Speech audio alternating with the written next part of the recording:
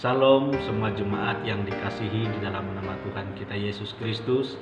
Nah, hari ini sudah masuk di hari yang ketiga kita memperingati akan kesengsaraan Tuhan Yesus yang menanggung dosa-dosa kita di kayu salib.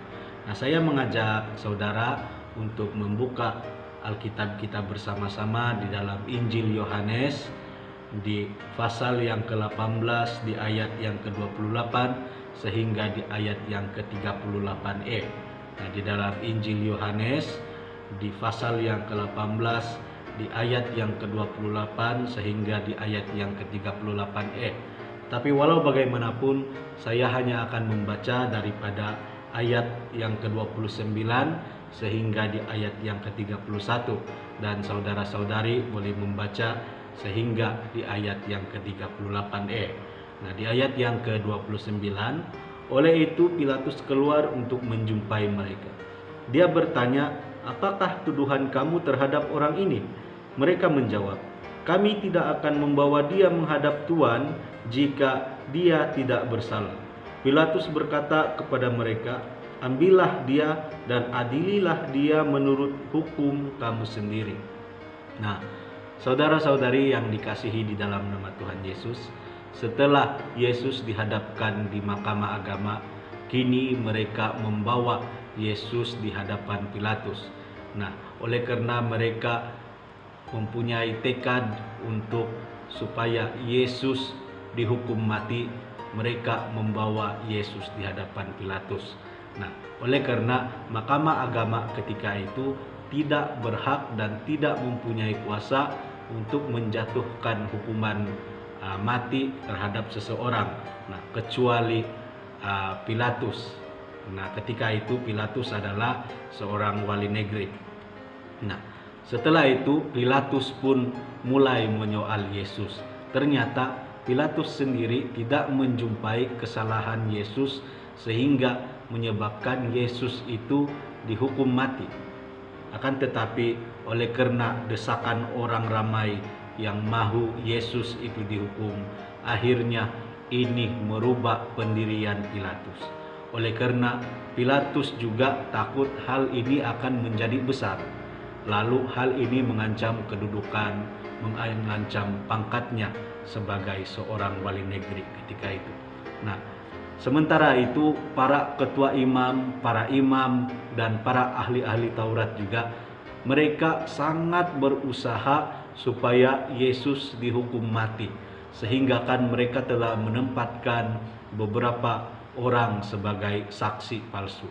Nah, oleh karena kedengkian, kecemburuan mereka, takut akan hilang populariti mereka, takut kehilangan pengikut mereka, maka segala cara mereka lakukan supaya Yesus ini tetap dihukum mati. Lalu mereka lebih memilih Barabas, si pemberontak itu, daripada memilih Yesus dan menyerahkan Yesus yang mengajarkan tentang kebenaran dan keadilan untuk dihukum. Nah, saudara-saudari yang dikasihi di dalam nama Tuhan Yesus, ada beberapa hal yang kita boleh belajar akan keadaan ini.